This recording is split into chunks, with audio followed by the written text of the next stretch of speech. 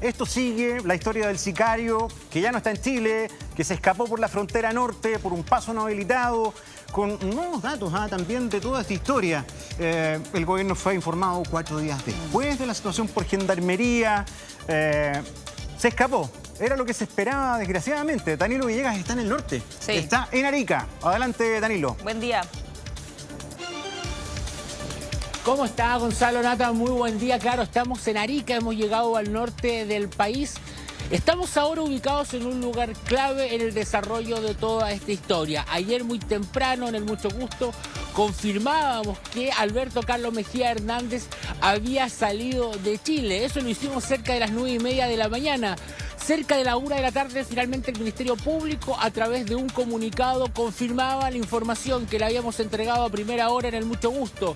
El sicario ya no está en Chile. Era lo que pero finalmente ha llegado esa confirmación. ¿Cuándo salió? Esto habría ocurrido el día 12 de julio, es decir, rápidamente ocupó esta ventana de tiempo que tuvo en donde las autoridades aún no eran alertadas de su liberación para realizar el viaje de Santiago a Iquique, de Iquique a Arica hasta llegar acá, en donde finalmente desde este punto se moviliza hasta donde está un control de militares. Es ahí en donde habría bajado en un taxi y posteriormente habría pasado hacia Perú por un paso no habilitado. Hay varios datos que han surgido en las últimas horas, entre ellas que, por ejemplo, existía otra identidad de este sujeto que había entregado, que ya sería la tercera identidad, no solamente Osmar Ferrer, sino que hay otro nombre que habría dado en una detención previa en el año 2022, entre otros de los antecedentes que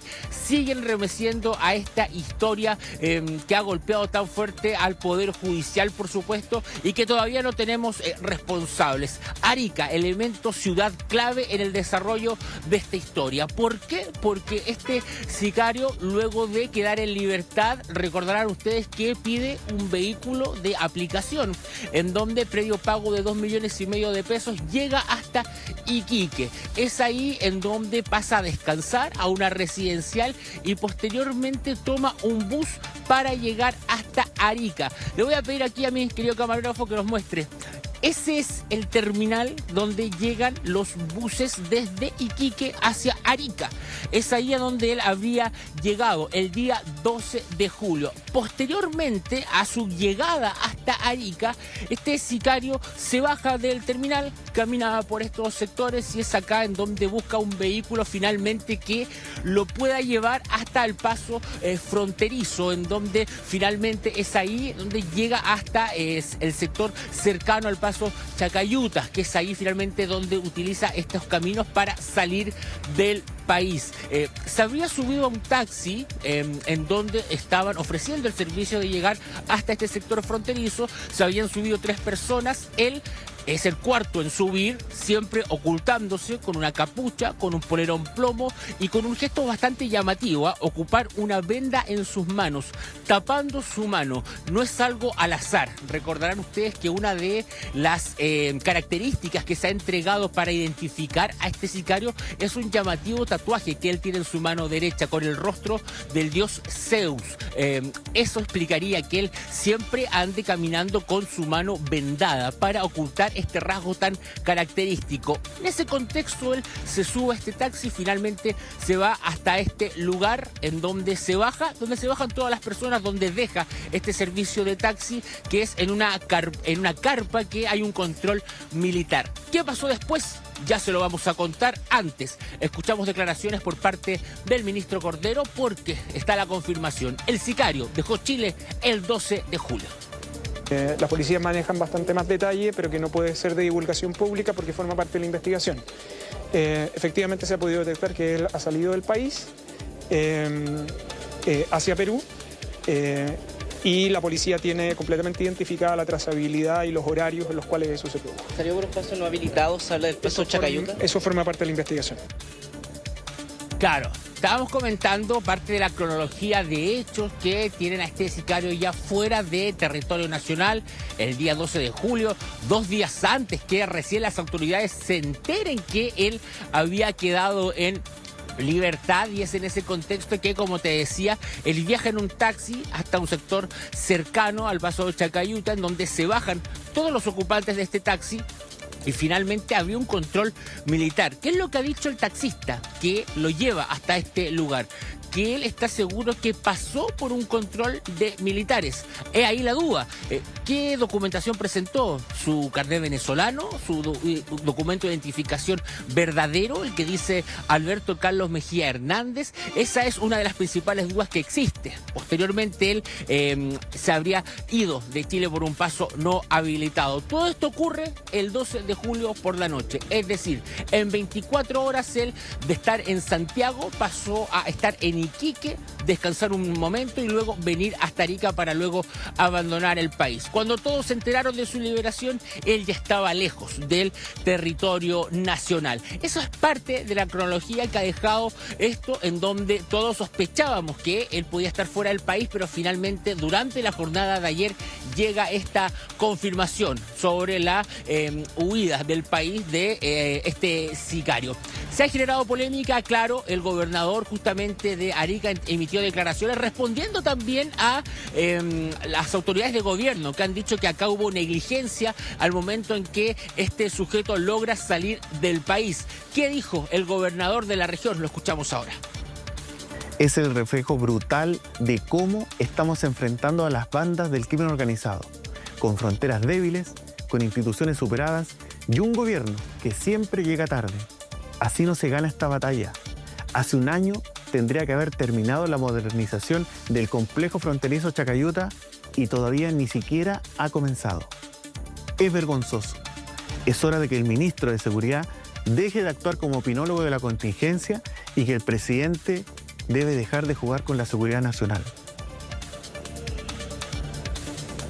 Claro, esas son las declaraciones que emite el gobernador regional sobre también las declaraciones que han dado las autoridades de gobierno en torno a la salida de Alberto Carlos Mejía Hernández de el país. Fíjate que te voy a dar un nombre, Carlos Jesús Polo Ramírez. ¿Te suena? ¿Lo has escuchado? Quizás no. ¿Cuál es la relevancia de este nombre, Carlos Jesús Polo Ramírez? Que este es el nombre que habría dado este sicario en el año 2022, donde ya habría tenido una detención en nuestro país, que tiene relación también con el modo de actuar de este tipo, que ha dado diversas identidades, ¿verdad? Nada comprobable, y finalmente de esa manera se ha marcado su paso por la justicia chilena, con identidades falsas que no corresponden. Hasta este viernes pensábamos que se llamaba Osmar Ferrer Ramírez, ahora sabemos que también entregó otro nombre anteriormente. Finalmente se trataba de Alberto Carlos Mejía Hernández, un sujeto peligroso que protagoniza uno de los crímenes que ha marcado la historia policial de este año acá en nuestro país, y que está siendo buscado, que estaba preso, pero que fue liberado 24 horas después y que hoy día está fuera de territorio nacional. Todo lo que pueda también desprenderse de acá, de Arica, del lugar donde nos encontramos ahora, va a ser fundamental al momento de encontrar los lineamientos que expliquen su ruta a seguir. Él siempre había mencionado que su intención era irse a Perú, así lo decía el conductor que lo trajo desde Santiago hasta Iquique, y es eso lo que él había presentado, las intenciones que había expresado en este viaje que se desarrolla esa misma madrugada del 12 de julio, unas horas después que había quedado en libertad. Por lo mismo, todo el mundo pensaba que él había efectivamente salido de territorio nacional, hasta que finalmente durante la jornada de ayer llegó esa confirmación. Vamos a seguir revisando declaraciones en relación justamente a la salida de este sicario desde el territorio nacional. Lamentablemente aquí tenemos otra situación que dificulta mucho más, que cuando se dan las alertas y las órdenes de detención por parte de este sujeto, ya había pasado mucho tiempo. Por lo tanto, se le dio una brecha de tiempo bien importante para que pudiese sortear con mayor facilidad algunos controles, como estábamos comentando. Sin embargo, ya de que se tiene el conocimiento, tenemos obviamente en alerta a muchas policías de Latinoamérica quienes están en conocimiento tanto de la identidad, de todas las identidades que tiene lamentablemente este sujeto, como igual forma del nivel de riesgo y peligrosidad. Y déjenme destacar que el departamento OS9 tiene mucho conocimiento sobre cuál es el eventual paradero de este sujeto, así que se está trabajando ahí de manera bien importante con las otras policías de Latinoamérica. Este caso del colmo de los colmos, a ver, acá hay varias cosas que se han generado a raíz de este caso.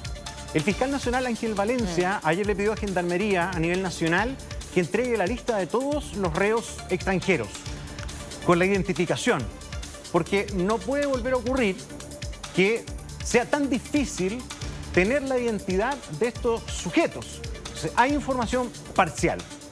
Segundo, la frontera para estos tipos es un chiste. Mira, estaba leyendo un caso que viene hoy día en el Mercurio de un tipo que el año 2021 se le sorprendió con 750 kilos de droga. No se pudo comprobar, en fin, se volvió a Colombia. Regresó a Chile para instalar un laboratorio de éxtasis. O sea, realmente un poco entiende al alcalde de la zona norte.